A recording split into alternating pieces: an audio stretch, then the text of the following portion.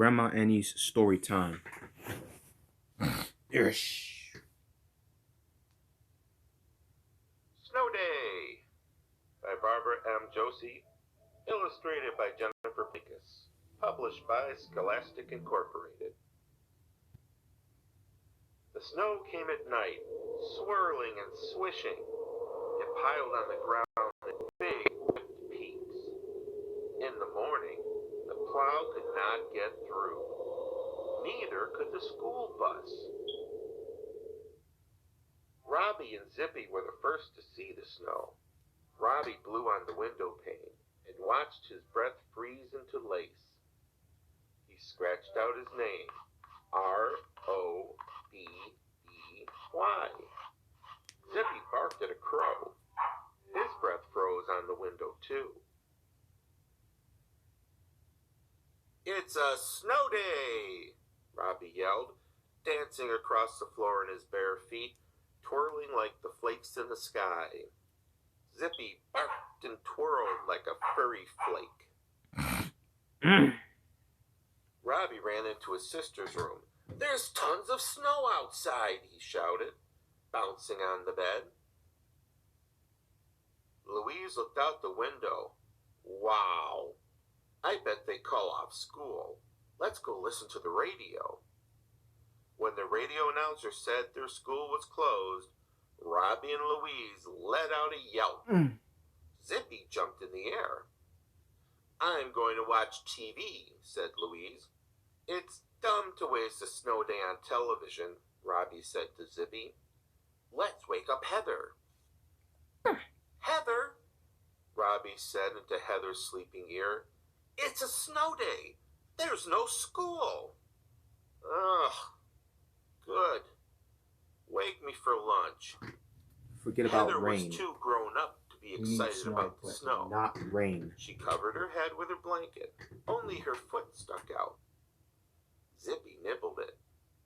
"Tell that dog to leave me alone," Heather mumbled into her pillow. "Mom and Dad get grouchy too when we wake them up," Robbie whispered to Zippy. "Let's make our own breakfast." "White bread with powdered sugar would be good for a snow day," said Robbie. He sifted powdered sugar onto his bread until it mounded up like snow. Zippy wanted some too. When he barked at the sugar, it flew in the air and made it look like it was snowing inside. Mom and Dad came downstairs. "Oh my," said Mom, looking at the sugar snow.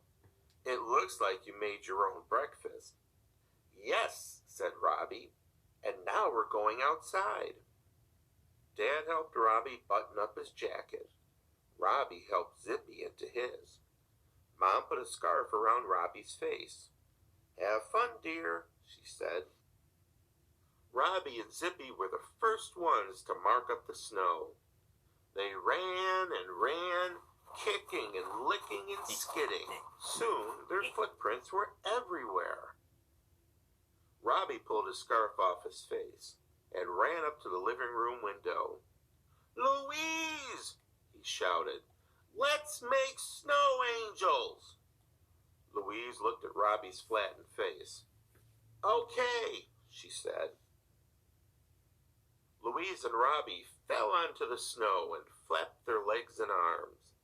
"I'm going to make snow monsters," Robbie said, squirming in the snow until it looked like a monster with two heads. Zippy made snow dogs. Dad came out to shovel the driveway. He lifted off big chunks of snow and piled them to the side. Zippy and Robbie and Louise ran back and forth in Dad's tunnels. Then they took the chunks of snow and piled them higher. Dad poked his head above the snow tunnel. "Boo!" he yelled. Louise clobbered Dad with snowballs. He clobbered back. Pretty soon snowballs were flying everywhere. Some of them landed on the kitchen door. "What's going on out here?" asked Mom. "It's a snow fight," everybody yelled. "Not without me, it isn't." Mom scooped up a big handful of snow, squeezed it together, and nailed Dad. Woo-wee! Yelled Dad. Men on one side, women on the other. That's not fair, shouted Heather, running outside to join the women's side. Dad and Robbie and Zippy got on one side. Mom and Louise and Heather got on the other. Snowballs flew.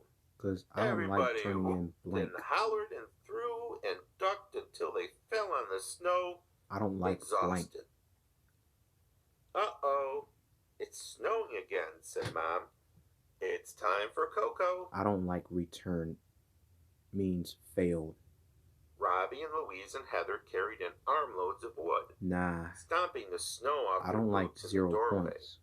Dad piled the wood in the fireplace. Nah. Mom crumpled up a few pieces of paper, lit a match, and started the fire. Louise and Heather made cocoa. Robbie put colored marshmallows on top. Oh, wow. He put some in Zippy's dish, too. Then they sat by the fire, sipping hot chocolate, and watched the snow fill the windows, making the whole outside soft and whispery white. Zippy hogged the blanket. I don't like unrecognized disc. The end. Thanks for coming out. God bless you. Good night.